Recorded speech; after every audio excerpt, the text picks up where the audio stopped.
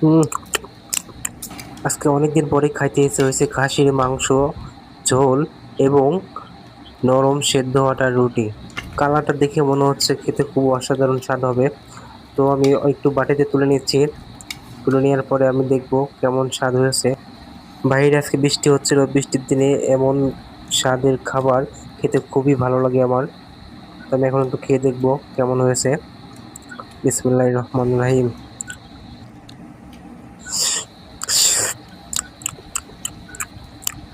হুম, সত্যি দারুণ, অসাধারণ।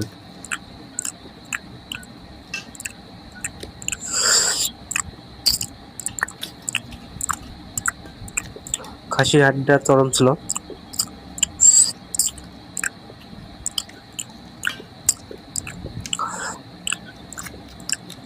খেতে দারুণ লাগছে। খাসির হাড্ডি